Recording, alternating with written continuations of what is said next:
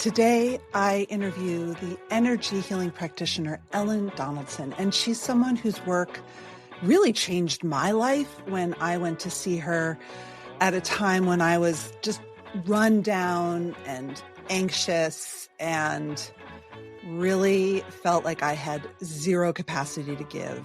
I find her work just brilliant. So she is going to lead us through some quick and simple energy healing exercises that we can do before we go into a meeting, at work, in the morning, whenever. They really work. They really help. So here's some time with Ellen Donaldson. Ellen Donaldson, I'm so honored to have you with me today. The effect that our short sessions had on my life and the fact that I every single morning use your grounding exercise, it's been profound, and so I'm excited to bring you to my audience. Fabulous. Well, I'm glad to be here. Well, so first, Ellen, you're an energy healer. Mm-hmm. I'm an energy healing practitioner. Energy healing practitioner. Sorry. Mm-hmm. Mm-hmm.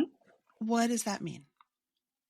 So that means that I am working with people's energy, helping them evolve their energy, clear their energy so that they can let go and release and evolve and move on from a variety of things, whether it be physical or emotional, and oftentimes both. Mm-hmm. So I practice what I call mind-body energy medicine in my practice. That definitely clocks. Yeah, I thought it might. Audience is very sophisticated, and so they don't need to be bought in or sold into any of this. But why is it important, out of all the things we're meant to attend to with our health, that we attend to our energy? It's our energy that precedes everything. So whether we're aware of it or not, we've all got an energy body. And that energy body is made up of chakras and an aura. And even if you don't know what those terms mean, it's okay. I'm going to cover that a little bit here today. But the most important thing that I want people to understand is if they've got an issue like anxiety or depression or overwhelm or what have you, your audience is full of busy professional people with hectic schedules and, high-powered CEO types and business owners. And when I see those kinds of folks in my practice, I often start with educating them on where their energy is dysregulated, Mm-hmm. so that they can learn to regulate their energy and resolve things like constant anxiety and overwhelm and busy brain and, not being able to sleep at night because their brains don't turn off. How does your energy work? I think most of my listeners will think of regulation in terms of nervous system regulation. Mm-hmm. Can you just talk a little bit about how it all flows together? How it all fits together. Yeah.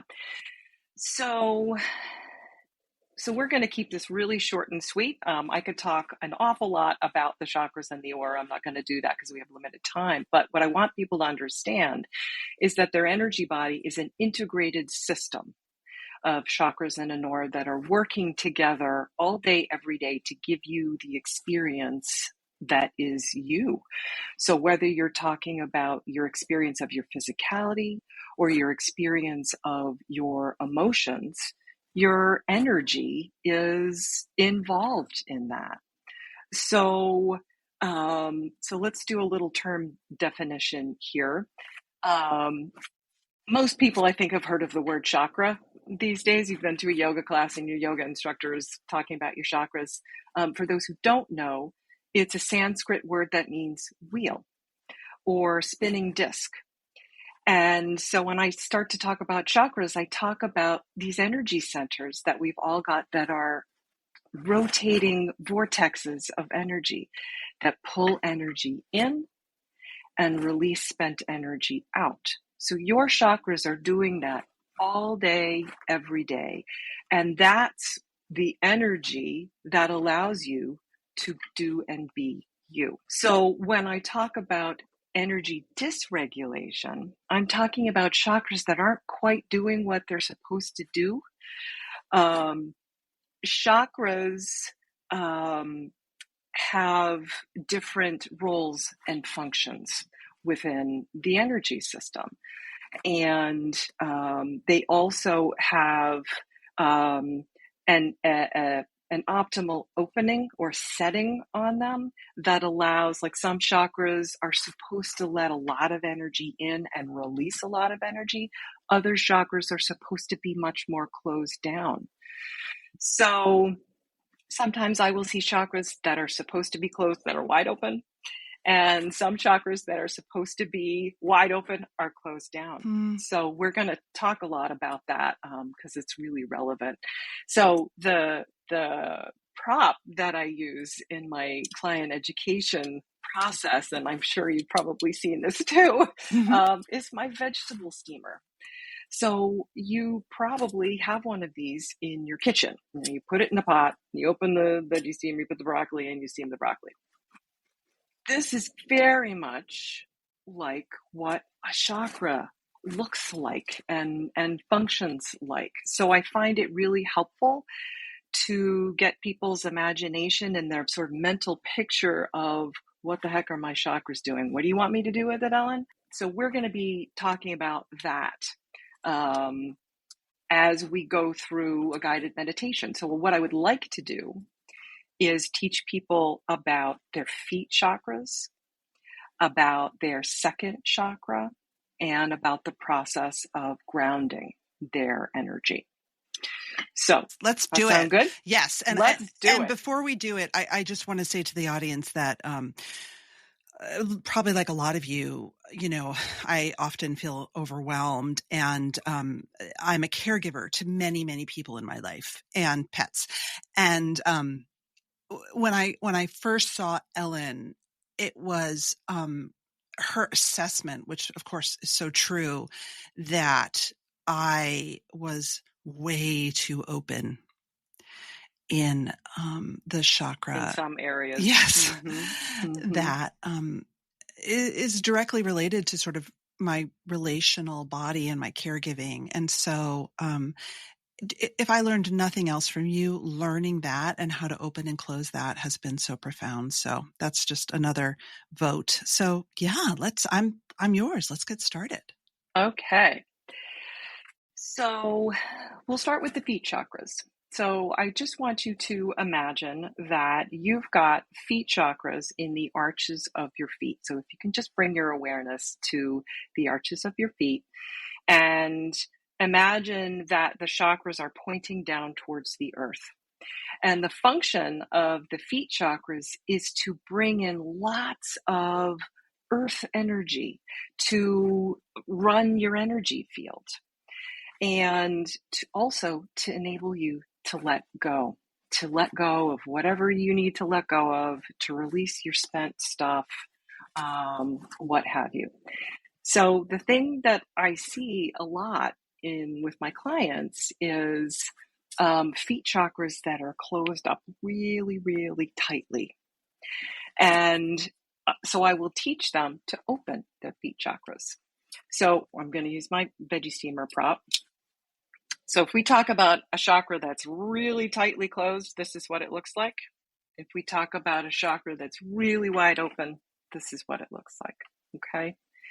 So the feet chakras ideally should be set at about 60% open. Okay. So if this is about 50, you want to set them to about 60%. So what I do is I tell people literally to imagine that they've got the veggie steamers stuck to the bottoms of their feet, and to bring their awareness to what their feet chakras are doing and to open their feet chakras. And I tell them to just pay attention, drop in, notice how they feel. And what I hear often is, oh, okay, my energy just dropped a little bit. I feel like I can breathe a little bit more deeply. Maybe people are feeling things traveling down their legs and kind of feeling the energy release out. So this is a really common place where people have dysregulated energy. So if you're all up in your head all the time, if you're really anxious, if you feel overwhelmed a lot, if you are stuck in some way and can't quite let go, you're going to have feet chakras that are closed up like this. So that's the first thing. The second is the second chakra, which is what you were talking about earlier. That is located just below the navel. So if you find your belly button and you go a couple inches below your navel, your second chakra is there, and it's pointing out toward the horizon. So the ideal setting on this chakra should be about 25%. Okay, so I'll show you what that looks like. It's about like that.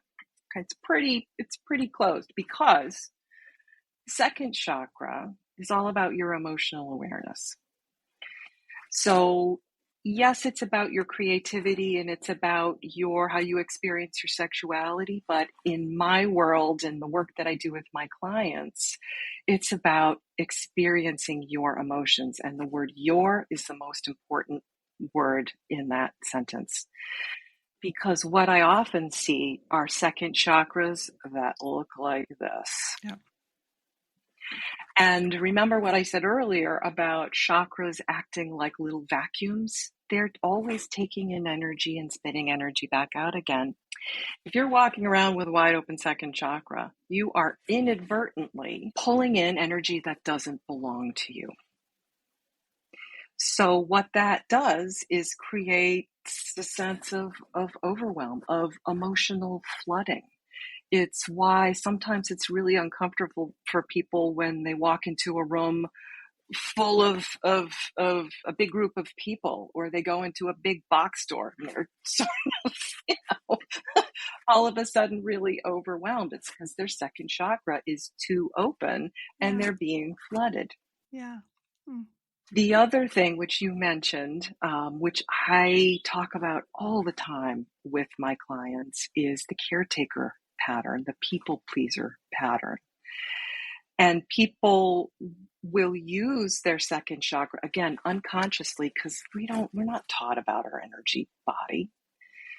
They'll use their second chakra to sense outside of themselves and sense into other people so that they know how to take care of them. So, once or twice here or there is not a big deal, but when it's a pattern and you are drawing in other people's energy, holding it as your own and feeling it as if it's your own, that's a big deal. That adds up over time. That can actually start to create symptoms, physical symptoms in your body. A lot of people have digestive issues. So by regulating the second chakra, you can back down that tendency to caretake, to take on stuff that's not yours to hold. And the other quick thing that I want to say about energy is that it's a frequency. So what happens with frequencies? We have resonances. So like will resonate with like. So if you're someone who runs a lot of anxiety, you've got a lot of the anxiety frequency hanging out in your field, and you've got a wide open second chakra, guess what? You're now resonating with all the other anxiety that's out there. I don't know anything about that, Ellen. Neither do I. So it's a way of understanding, oh my God, why do I feel so amped up right now? Why is my anxiety getting worse over time? It's, well, you've been collecting this stuff for years and years and years. So starting to reverse that paradigm by regulating your second chakra is a really big deal for a lot of people. So far, so good? Well, good. Okay. So the third and final skill that I want to teach is and just to be grounding. quick, just to close that chakra to 20%. 20, 25%. sorry, Yep. 5. We see the wheel, the veggie steamer, right below our navel, looking towards the horizon. We close that aperture.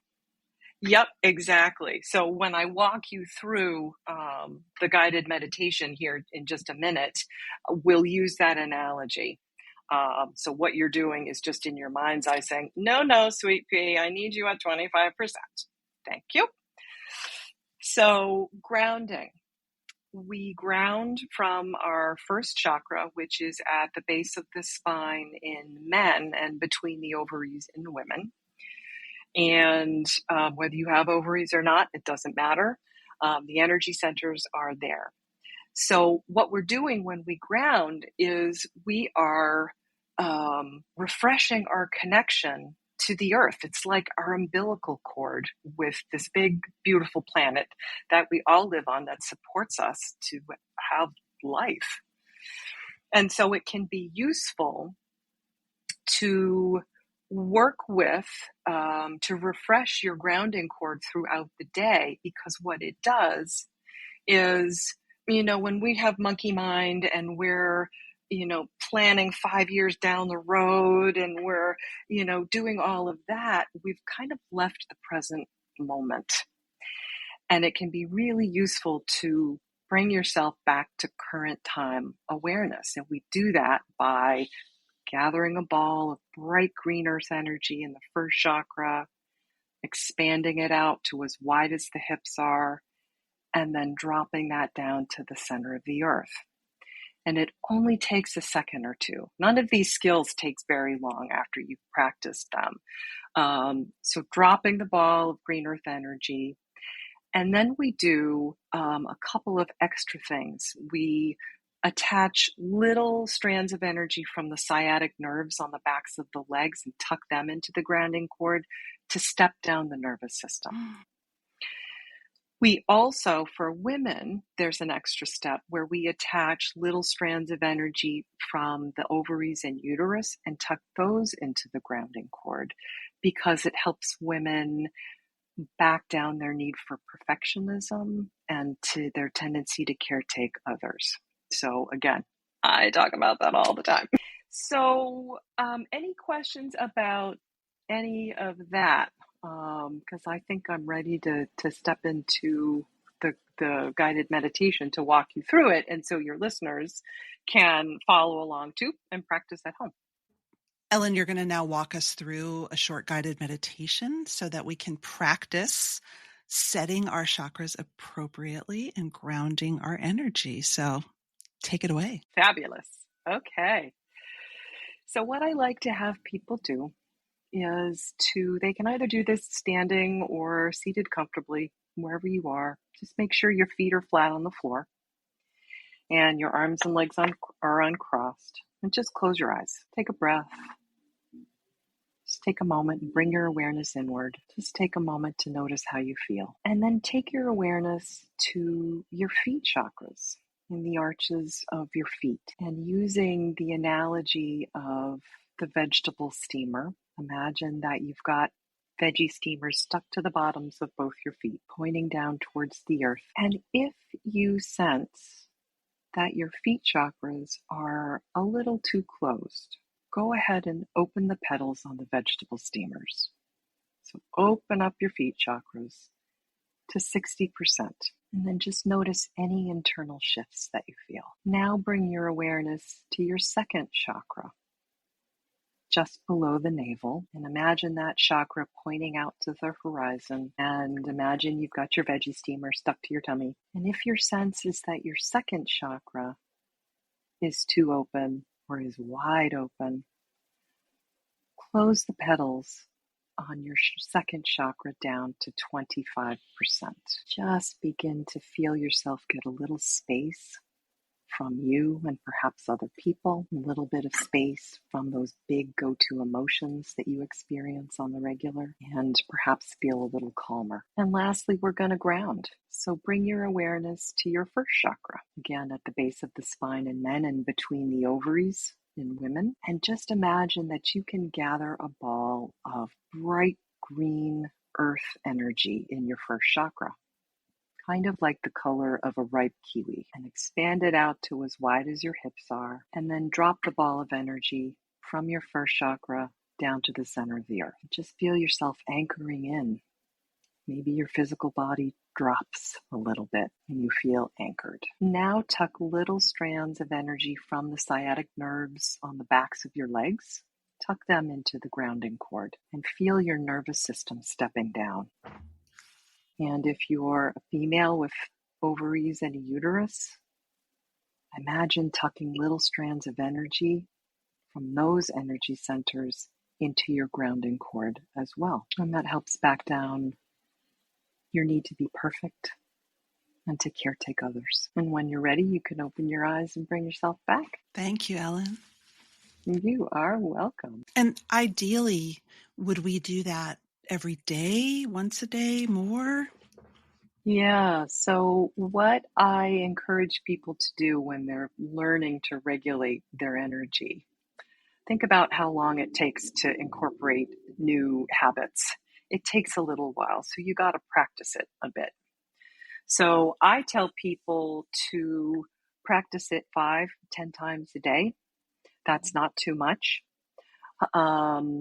And I also suggest that they tie it to something that they do regularly. So before you get out of bed in the morning, before your feet hit the floor, open your feet chakras, close your second chakra, and ground. Anytime you sit down to a meal, do it. Anytime you're in the bathroom, I'm in the bathroom a lot, so I do my energy regulation there too. But at work, if you tend to get amped up by your boss and you have regular meetings with them that make you nervous, do your energy regulation before you go to the meeting. Or in any kind of situation, let's say you've got to give a presentation, set your energy, drop into yourself, and then go give the presentation. So the other analogy that I like to use is regarding regulating your chakras is it's very much like training a puppy to be housebroken, to not pee in the house. So what do? You get the puppy and you have to take it outside over and over and over again until the dog says, "Excuse me, I'm at the door. I got to go out because I got to do my business." So it's that kind of over and over and over again, because what you're actually doing is you're retraining your energy, but you're building new neural pathways within your body and your brain too. So it takes a little while, but it doesn't take forever. And eventually, your energy will start doing something different and you'll have a different experience. Make sense? Yes. And I'll say from experience, you get to a place where you can sort of do it very quickly. Very right? quickly. So you very can quickly summon the visual. I mean, I think that one of the things, I just want to leave the audience with is that, especially those of us who work remote and come onto Zooms, the energy that we start the meeting with is so important. And the fact that we run from Zoom to Zoom to Zoom, we just don't have enough breaks during the day. We're so much more fully scheduled, and this is a fact, than before the pandemic, means that if we start frazzled, we stay frazzled because we don't have breaks. Yeah. And so, my colleague Megan writes about this in her work on spaciousness, the simple act of taking a beat intentionally before you start grounding, whatever it's helps really you. critical. It's so critical. And it's so helpful in, you're just not as exhausted at the end of the day when you're able to give yourself just a little breather to reset. It's so important.